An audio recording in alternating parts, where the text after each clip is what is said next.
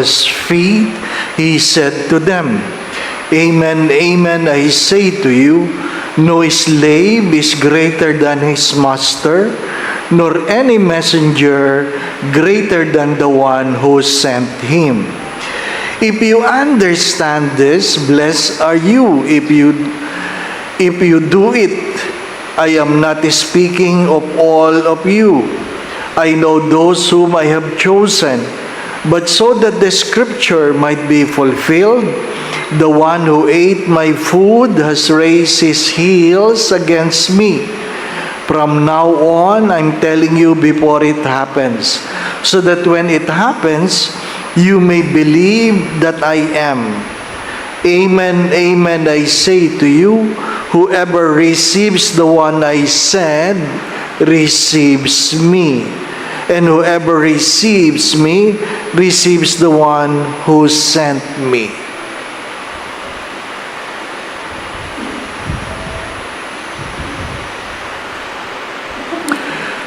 Brothers and sisters, the Gospel of the Lord. Praise to you, Lord Jesus Christ.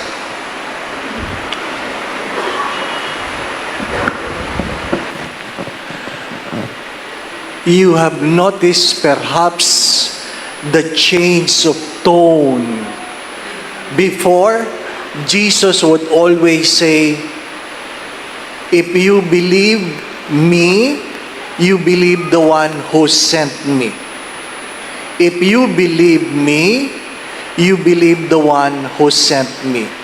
But in today's gospel, if you believe in the one I sent, you receive me.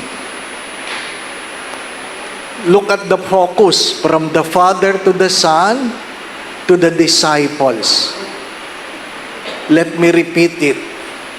If you believe me, you believe the one who sent me. If you receive the one I sent, you receive me. Why? Because we all know that later on, Jesus has to go. In spite of the resurrection, He has to leave us in ascension so that He can send the Holy Spirit.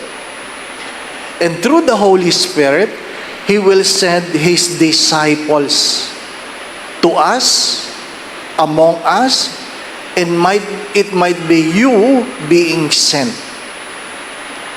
What is in the first reading? And this is the problem. This is the problem. Sometimes we question whom God have sent. This is the common problem. Not sometimes, most of the time, we question whom God have sent. Pinapaliwanag sa unang pagbasa na sadya namang hindi maayos lahat ng pwedeng ipadala ng Diyos. Bakit? Every simbang gabi, you have heard the genealogy of Jesus, the history of His descendants, that it is clear that not all His relatives are good. Hindi lahat ng kanyang mga ninuno ay maayos. Ang sinasabi ng unang pagbasa, hindi rin lahat ng pinapadala ng Diyos maayos. Pero, wala yun sa pinapadala. Ang may problema sa tumatanggap. Because, if you reject the one being sent, out of your biases, then the problem is in you.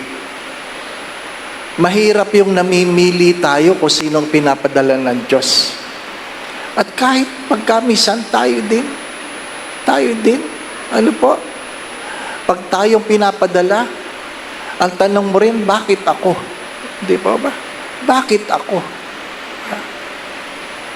Lalong-lalo na pag ayaw mo yung pupuntahan mo. Hindi po ba, ano? Sa isang diocese, nagrigodon. Ano ibig sabihin ng rigodon? nagpalitan ng assignment. Ano po? Assignment. Dati, ang ginagawa niyan, binabasa yung assignment sa Chrism Mass. Ano po? Alam nyo, tinigil na yun. Bakit? Kawawa ang pari. Kasi, maganda yung pagbinasa. Sa Greenbelt, si ganon, tuwan-tuwa. Pero pag ayaw nila, sa Greenbelt, si ganon, kawawa yung pari, no? Hindi ka pa nalilipat, alam mo, hindi ka tanggap. Diba? Mga minamahal na mga kapatid. Pero pag pinagpapari ka naman, ayaw mo naman. Diba? Ayaw mo naman. Kahit pabiro ko yung sinasabi, kung may boyfriend kang gwapo, mabait, matalino, madasalin, mabait, pagpariin mo. Huwag naman, Father. Diba? Huwag naman. Diba? Kahit ang mga magulang, pag sinabi mo, Nay, pwede magpari ang anak mo. Huwag naman. Bakit naman, Father? Sayang sayang pagpara sa Diyos, di po ba, ano? Sayang. Bakit naman sayang? Ano palagi yung sagot? Pogi Bakit? Pangit pa kami. Di ba? I'm not kidding. Alam po ninyo, bago tanggapin ang seminarista, magpapasok ka na, pinupuntahan ng mga pari yung bahay ng seminarista. Kasi yung iba sa kanila, hindi pa nagpapaalam. Alam po ninyo, galit na galit ang maraming magulang. Minsan, nakapunta ako, sabi ng tatay, pag pumasok ka, Father, babariling kita. Sasabihin ko lang naman, nag-apply ang anak ninyo sa seminaryo, mamamatay pa ako. Mga minamahal na mga kapatid. Why? That's a big question. Why? Why? We cannot accept if we are the one being sent. Why can't you accept that your children, your son, your daughter are being called to the vocation? Why? Alam po niyo, yun po malaking capital why. Bakit nga ba? Hindi po ba? Bakit nga ba? Tapos pag walang pari, magrereklamo kayo. Pag matanda na ang pari, nagrereklamo kayo. Di po ba na? Lalong-lalo na pag Bombay, no? Hindi mo maintindihan yung salita, di ba, no? Ay kasi, kulang. Ayaw nating magbigay. Namimili tayo. Dito nga, may nagsabi, Father, pagpariin mo naman itong anak ko. Ayaw magtrabaho. Nako, yan pa ang gagawin mong pari, ayaw magtrabaho. Anong klaseng pari yan? Di po ba, ano? O kaya, Father, pagpariin mo nga ito, babaero. Bibigyan mo pa ng problema, simbahan. I hope you're getting the point. If you are called, say yes. You cannot question why. Because it is God who sent. And if you are received, you are not only being received, God is being received through you. Yes, you can be rejected. But if you are rejected, remember this. They are also rejecting God. My dear friends, my brothers and sisters, no one is good enough to be called. But no one is bad enough to be called. Walang karapat-dapat, pero wala ring hindi karapat-dapat sa mga pinipili ng Diyos. Do not forget this. Do not forget this. Regardless, I hope you pray that you are willing to be sent Father, I'm too old to become a priest. Well, maybe not the priesthood. Remember this, Abraham was sent by God at the age of 75. Abraham was called and sent by God at the age of 75. Can you imagine that? Baka inaantay ka lang mag-retire ng Diyos bago ka tawagin. But I hope you are willing to be called. Amen. Again, my brothers and sisters, no one is worthy among us. But hopefully, it will be a joy if you are being called to serve. Nobody is worthy. But hopefully, it will be a joy if you are being called to serve. Hindi lahat ng gusto natin tinatawag. At hindi rin lahat ng ayaw natin hindi tinatawag. Minsan yung ayaw mo, yun ang tinawag eh. Ano po? Ha? Huwag niyong kakalimutan niyo. Those who receive me, receive the one who sent me. And through the mouth of Jesus, those who receive I have sent, receives me. My dear friends, my brothers and sisters, please pray about this. It might be you, it might be your children, it might be, I do not know. But please, do not be afraid to be called. Do not be afraid to be sent. The Lord be with you. And with your spirit. And may Almighty God bless you and your family, the Father and the Son, and whoever does not enter a sheepfold through the gate, but climbs over elsewhere, is a thief and a robber. But whoever enters through the gate is the shepherd of the sheep. The gatekeeper opens it for him, and the sheep hear his voice. As the shepherd calls his own sheep by name and leads them out. When he has driven out all his own, he walks ahead of them. And the sheep follow him, because they recognize his voice. But they will not follow a stranger. They will run away from him, because they do not recognize the voice of strangers. Although Jesus used this figure of speech, the Pharisees did not realize what he was trying to tell them. So Jesus said again, Amen, amen, I say to you, I am the gate for the sheep. All who came before me are thieves and robbers, but the sheep did not listen to them. I am the gate. Whoever enters through me will be saved, and will come in and go out and find pasture. A thief comes only to steal and slaughter and destroy. I came so that they might have life and have it more abundantly.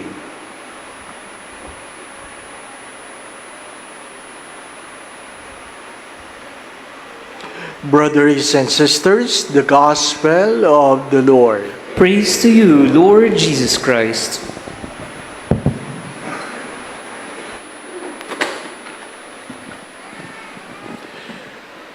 There was a popular heresy, even being shared by some priests when I was in elementary. Perhaps some of you have heard this, and perhaps some of you could remember this. A story about Jesus inside the paradise, looking around and notice there are people inside the garden whom he have not given permission to enter. May mga taong nasa hardin sa paraiso na nakapasok, na tanda niya, hindi niya yan mga pinapasok. At sino sila? Paano sila nakapasok?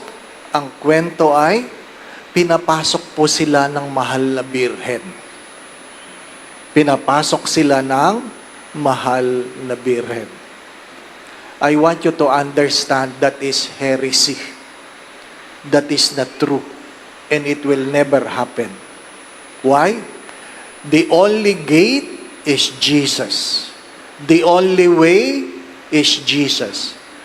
No one enters heaven except through Jesus. Only Jesus. My dear friends, my brothers and sisters, there is no other Savior than Jesus.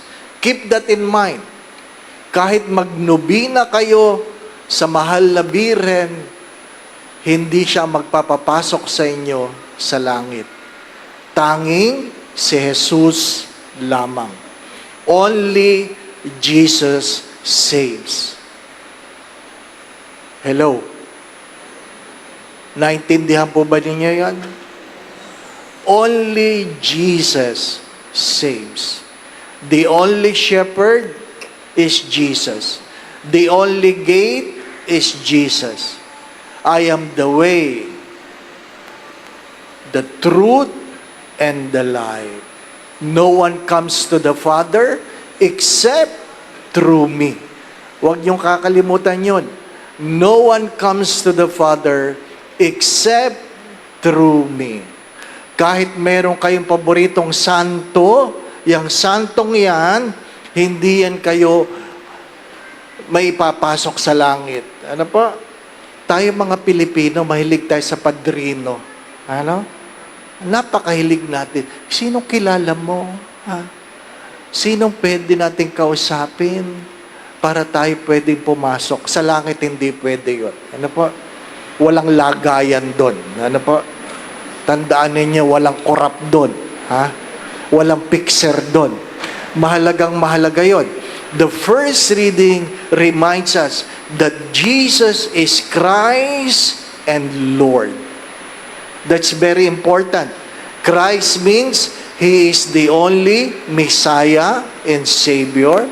Who is Lord? What does Lord means? He owns everything. He owns everything. Everything submits to Him. Everything submits to Him. What is the gospel trying to tell us? Reminding us that He is the only gate, the only shepherd. And my dear friends, my brothers and sisters, He knows His sheep and His sheep knows Him. If you can still remember, Mary of Magdala have failed to recognize Jesus in the garden, and he asked the gardener, "Do you know where they put him?" Hello. And Jesus called Mary, Mary. There's a way of calling him that Mary recognizes Jesus and said, Rabboni. There is a way of calling. There's a way of calling. My dear friends, my brothers and sisters, those way of calling is a product of relationship. A product of relationship. Nung kami maliliit, sa dinami-dami ng ingay, pag sumipol ang tatay namin, alam namin yon, tatay namin yon. Ano po? Ibig sabihin, tigil na ang laro at uwian na. Ano po? Tigil na. Ha? Bakit? Alam namin ang sipol ng tatay namin. Ano po? Yung lola namin, hindi naman sumisipol. Diabetic. Ano po? Nasa tumba-tumba. Kami ay magro-rosaryo pagbuhay ng ilaw ng poste. Ano po? So, kung maagang umilaw yon, maagang rosaryo. Ha? Maagang rosaryo. Para mahabang laro, tinirador ko ang bumbilya. Ano pa? Kinumpisal ko na yung kinumpisal ko na. Ano pa? Ha? Nakailang beses paltan ng Meralco. ang ilaw ng poste ng tapat ng bahay namin. Ano po? Kasi hindi natingin sa oras ang lola namin. Pero ang tatay namin, pag sumitsit, uwian na. Ano po? What I'm trying to say, you recognize the whistle because of the relationship. My dear friends, my brothers and sisters, two important relationships in the gospel. The relationship of husband and wife, rooted in faithfulness. The relationship between mother and child, rooted in intimacy. Rooted in intimacy. How is intimacy being developed? If you eat my flesh and drink my blood. Literally, 9 months in the womb of our mother, we literally eat the flesh and drink the blood of our own mother. Walang adobo doon. Walang bopis doon. Ha? Walang sisig doon. Walang lechon doon. Dugo at laman lang ang mayroon sa sinapupunan ng ating ina. Kaya nga, kahit gaano katigas ang ulo ng anak, hindi kayang limutin ng ina ang kanyang anak. Only a mother can say to the child, "You are a bone of my bone, a flesh of my flesh." It is a product of intimacy. Intimacy. Kaya, kahit gutom, umiiyak, minsan tumitigil sa yapos lamang ng ina. The power of an intimate relationship with our mother. It is the relationship that Jesus wanting to develop to each and every one of us as we partake in the table of the Lord. You eat my flesh and drink my blood. Sasabihin ninyo, hindi naman kami nainom doon sa chalice mo, Father. Saint Thomas of Aquinas have said this, the moment you receive the body, you have received the blood. The moment you receive the body, you receive the blood. My dear friends, my brothers and sisters, a book entitled The Different Drum. Every day, there's a drum beating that we try to listen. We try to listen. I hope you are listening to the right drum. Sabi nung isang madre, kaibigan ko, nasa Kalibo, sabay ang prosesyon ng Aglipay at Katoliko. Talagang magtatama sila sa kalsada. Nalaman mo na lang na mali ang prosesyong nasamahan mo. Bakit? Pagdating sa huli, maling simbahan ang papasukan mo. Huli na. Huli na. Huli na. Talagang sinasadya ng pari ng Aglipay at para ng Katoliko. Di po ba, Pareho lang ang prosesyon. Rosaryo din kayo ng rosaryo. Maghihiwalay. Madre yun, madre. Sabi ko, sister, nakakahiya, Naka-uniforme kayo, kitang-kita kayo dyan,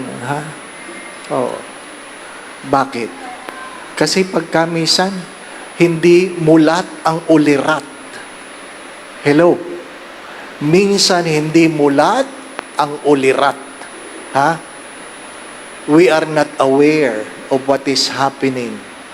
Kaya, sunod ka ng sunod, pagdating sa huli, sa impyerno pala, matutuloy. Di ba ba, May nakangiti doon, welcome. Ba't siya? Doon ka sumunod din, di ba ba, Ano ibig ko sabihin? Hindi lahat ng simulain, tama ang uuwian. Hello? Nakatatlong hello na ako, Hindi lahat ng tamang simulain, tama ang uuwian. Keep that in mind. My dear friends, my brothers and sisters, be aware, be prudent, be wise. Do not forget to pray. Amen. Again, my brothers and sisters, no other good shepherd except Jesus. No other gate, no other gatekeeper except Jesus. Do not forget this. Only Jesus saves. Only Jesus saves. Our Lady points her finger to Jesus, telling everyone, do whatever He tells you. Only Jesus saves. No one comes to the Father except through Him. The Lord be with you. And with your spirit. And may Almighty God bless you and your family, the Father, the Son, and the Holy Spirit.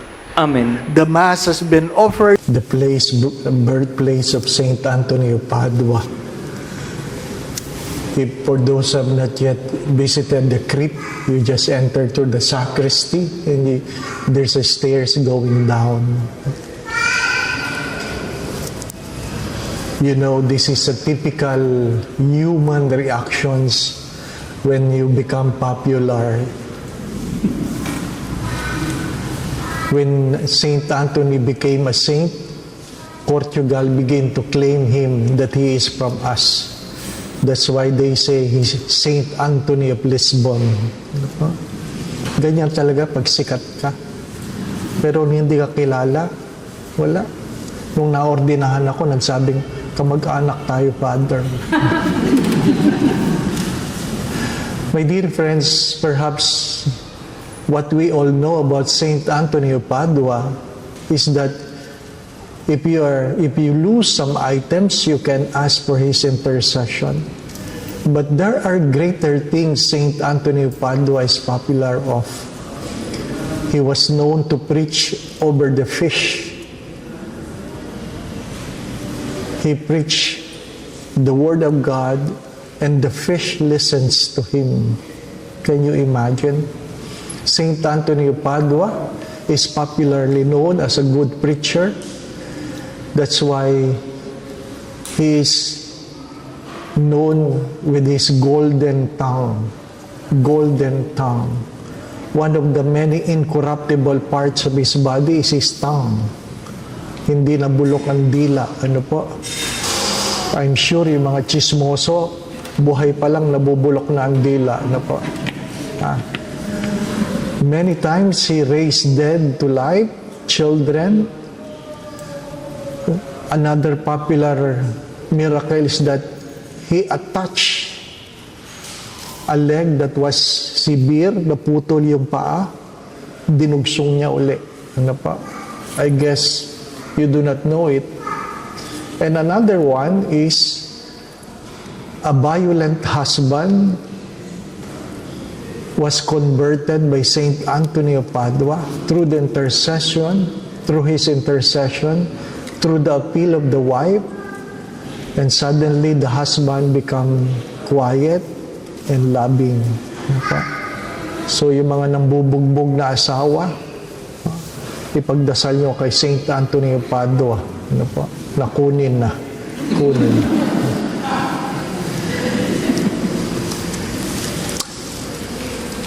What is very important in the readings? If you have listened carefully, Saint Paul was treated badly. He was stoned, he was dragged, and he was left half dead, and people prayed over him. And again, the next day, he continued preaching. What is the gospel all about? The promise of peace, peace that God can give, that the world is not able to give. Peace is not the absence of war. Peace is the presence of God. Peace is not the absence of God, but peace is the presence of God. Love can give you passion to do difficult things. Love for God perhaps is the reason why St. Paul continued his ministry. Love perhaps has given St. Paul the courage to proclaim the gospel. But what keeps St. Paul calm is the peace of God. You can pray for love on the things you do. Sabi nila, pag gusto mo yung ginagawa mo, kahit mahirap, ang tawag natin dyan ay passion. Pag ginagawa mo yung mahirap, at ikaw ay hirap na, ang tawag dyan ay stress. Ano po? So, you choose between two things, passion and stress. If you want to do things with passion, pray for the grace of love. But if you want to remain calm, then pray for peace. If you listen carefully to the song, Let There Be Peace, you can never have an outside peace without an inner peace. You can never have an outside peace without an inner peace. My dear friends, peace is not something you can demand from the outside. Peace is something that has to come from inside of you. And one of the fruit of the Spirit is peace. As we prepare for the coming Pentecost, you might want to consider praying for peace, because you can have money without peace. You can have wealth without peace. You can have success without peace. You can have everything in this world without peace. But with peace, you don't need anything. Pray for peace, not only for yourselves, but also for your family. Pray for peace. Peace that only God can give. Amen. Again, my brothers and sisters, you can have everything without peace, then you will have a sleepless night. Pray for peace. Kaya nga pag namatay, rest in peace, no? Don't wait for your death to have peace. Pray for peace. Lord, bigyan mo ako ng kapayapaan in the midst of the storm of our life. Again, peace is not the absence of war. Peace is the presence of God. The Lord be with you. And may Almighty God bless you and your family, the Father, the Son, and the Holy Spirit. The Mass has been offered. We go in peace to love and serve the Lord. Hail, Holy Queen, Mother of Mercy, our love, our sweetness, and our hope. To you do we cry. To you, Father, Lord of heaven and earth. For although you have hidden these things from the wise and the learned, you have revealed them to little ones. Yes, Father, such has been your gracious will. All things have been handed over to me by my Father. No one knows the Son except the Father, and no one knows the Father except the Son, and anyone to whom the Son wishes to reveal him. Come to me, all you who labor and are burdened, and I will give you rest. Take my yoke upon you and learn from me, for I am meek and humble of heart, and you will find the rest for yourselves. For my yoke is easy, and my burden is light.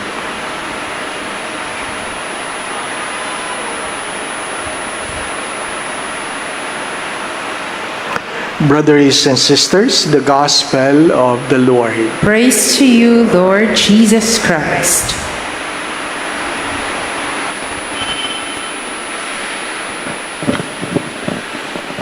Father Francis Gustilo shared about the promises of the Sacred Heart. It's a very short catechism, very good, and worth watching. But listening to the promises, it reminds us of our dynamics of relationships. And what is that? People are drawn to the devotion because of the promises. Many people are drawn to the devotion because of the promises. Because of what they can get. The love of the Sacred Heart is not about the promises. The love of the Sacred Heart is being stipulated in the second reading. It is who God is. It is who God is. The love of the Sacred Heart invites us that we may learn to love God in return, because no one have seen God, and in you loving other people, they will recognize God in you. By loving other people, they will recognize God in you. You have heard this many times. Live your life well, because you might be the only Bible people are reading today. Live your life well, because you might be the only Bible people are reading today. Because people don't read anymore. They don't read. They listen to gossips. Wala na. Hindi natin napapagtuunan ng pansin ito na kung ano man ating ginagawa, agaw pansin tayo sa ibang tao. Agaw pansin. People are watching you without you knowing. And I hope you understand this, that regardless of the good things you've done, regardless of the words you have said, there are people who really hates you and will not or will never believe you. Why? Because in today's world, we are living in a time full of biases. Bias tayo. Pag siya ang nagsalita, kahit tama, mali yan. Pag siya ang nagsalita, kahit mali, tama yan. Kung napapansin ninyo. Ano po? Ang mga anak, hindi nakikinig sa magulang. Marami ng anak na hindi nakikinig sa magulang. Hindi dahil mali ang sinasabi ng magulang, yun ang sinasabi ng kaibigan nila. Mas naniniwala sila. Anong meron sa unang pagbasa? What is in the first reading? That this love of the Sacred Heart is a love that never waits or never wants to be compensated. We were loved when we were nothing. We were loved when we were small. And what is the hope? That this love of the Sacred Heart will help us grow. Will help us grow and becoming loving. Pero Father, meron pa ba yan ngayon? Meron. Pag tinitingnan mo ang nanay na nagpapadede ng kanyang baby, ang pagmamahal niya sa kanyang anak ay hindi dahil meron siyang nakukuha sa kanyang anak. Sadyang ang pagmamahal ng ina sa kanyang anak ay tunay na pagmamahal. Yan ang tunay na pagmamahal. Yung walang nakukuha. Ang kahina-hinalang pagmamahal ay yung merong nakukuha. Di po ba, anak? The invitation of today is to examine our love. And as I've said, this love is not an emotion. Love is a decision. To examine our decisions. Why? Why? Why do you listen to these people? Why do you speak these words? Why are you doing this? The late Pope Benedict said that even in our worships, we worship because of what we get. When we say what we get, emotional consolations. Yung mga tao, sorry for the words, alam po, kino-quote ko lang naman ng yumaong Santo Papa. People are drawn to churches with beautiful music, with a vibrant preacher, with a beautiful LED. And the challenge of the late Pope said, if you remove the LEDs, the lights, if you remove the music, if you remove the vibrant preachers, what will be left? It might be the reason people will leave the church. Kahit ang ating mga pagsisimba, naghahanap tayo ng makukuha. And today's celebration, we are being invited to examine, why are you here? Why do you pray? Why do you go to Mass? We are invited to purify our intentions. Sometimes our self-worth is already based on what we can do, what we can give, what we can say, what we can contribute. That's why many people are so afraid to get old. Takot na takot tumanda. Bakit? Pag tumanda ka na, nagsisimulang wala ka ng pakinabang. Bingi ka na, mahina ka na, alagain ka na. Kaya, mabibilang mo kung sinong talagang nagmamahal. Hindi po ba, ano? Kahit yung mga bayaran, sumusuko na. Di ba? Minsan sinabi ko ito sa inyo na mayroon paralyzed na matanda sa dating parokya. 10 years na yung nakahiga. Dinadalihan niya ng communion ng lay minister. Birthday niya. 80 years old. Pinuntahan ko. Pinagpatahi na yan ng damit panglamay. Ano po? Kasi ang request niya, Father, sabihin mo naman sa mga anak ko, gusto ko naka-caramel ako, naka-caramel. Brown na habit pag siya daw ay nakaburol. Sabi ko, nagmamadali kayo. Hindi naman, Father. Pero, nung inanoint ko siya, sabi ko, Nanay, birthday niyo ngayon. Anong gusto niya pa-birthday sa inyo ni Jesus? Sabi niya, sana bigyan pa ako ni Lord another 10 years.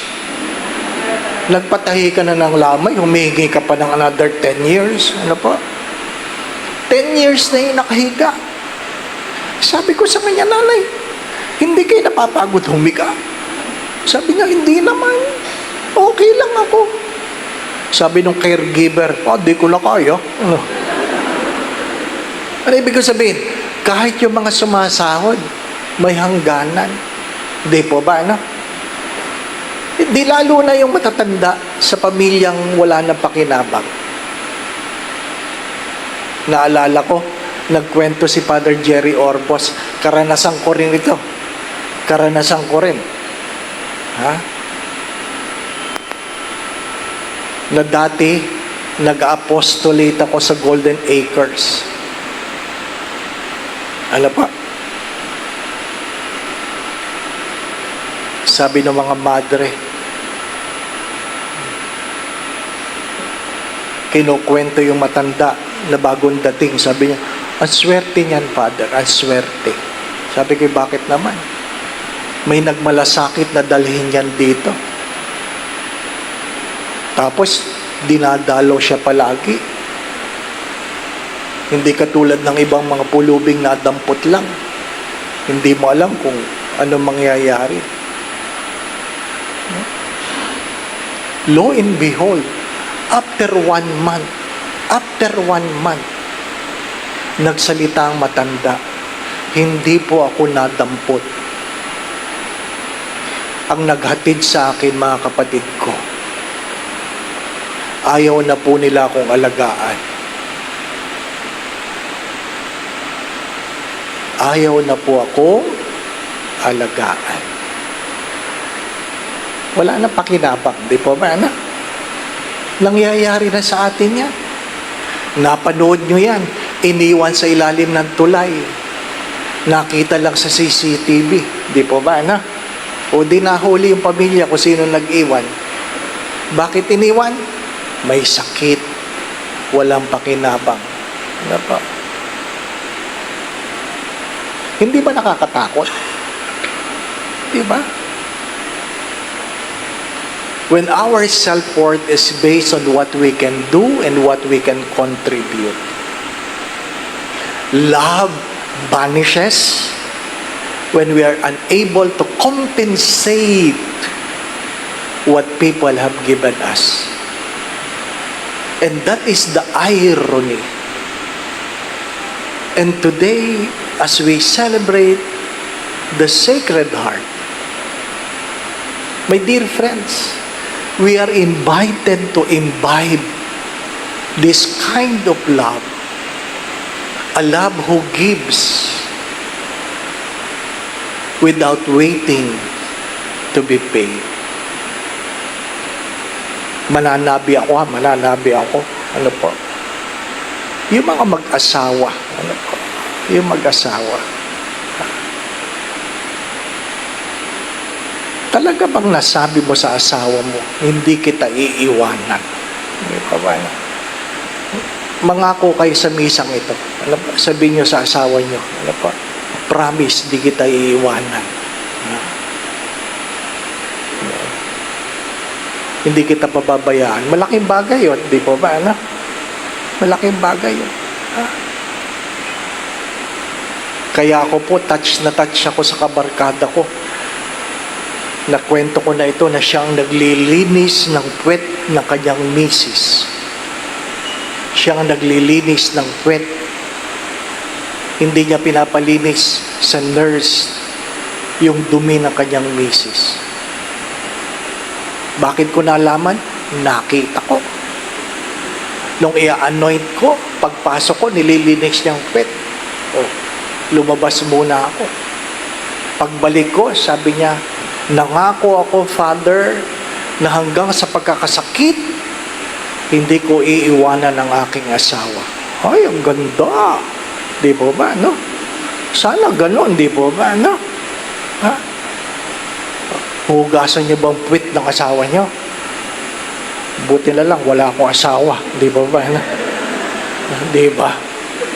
Puwit lang ng aso ang pinupunasan ko. Di po ba? Pero, di ba? Nawala na. Hanggang kailan ba yun? Well, ang sumpaan naman nyo hanggang kamatayan. Di ba ba na? Oh. Kaya sabi ng babae, sabi niya, Robert, pag ako ba'y namatay, mag-aasawa ka ba ulit? Di ba? Sa harap ng pari, Robert, alam niyo, sabi ni Robert, wala kang pakialam. wala ka nang pakialam. Di ba? No? Alam niya kung hanggang saan.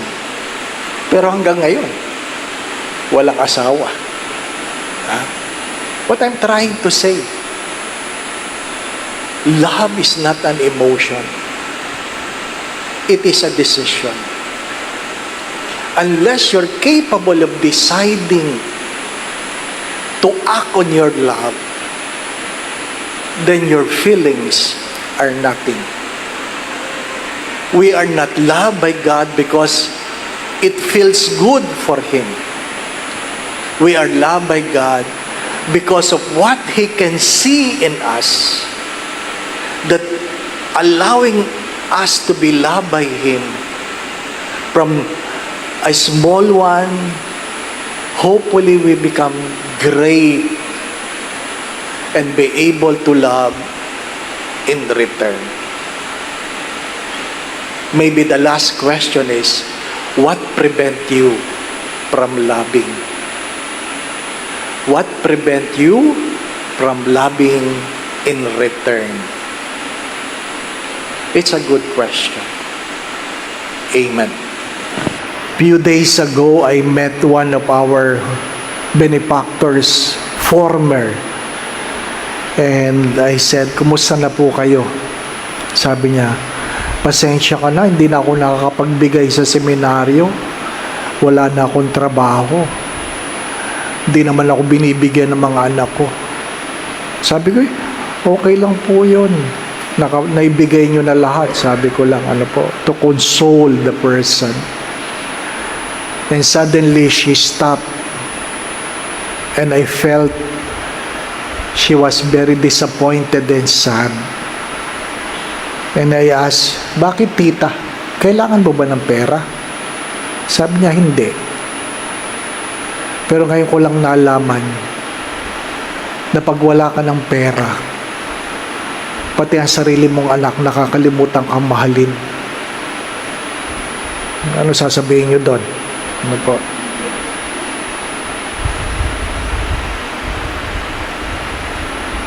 I was sad, but still I was grateful, assuring her of our prayers. At biniro ko siya. This is not the first time I said this. Sabi ko, pag nag-retire po ako, magkakaroon po ako ng apostolate para sa matatanda. Anong gagawin mo? Yung magsisimba po sa akin, lahat matanda. Matanda lang ang pwede magsimba. Ano po? Matanda lang. Ano po?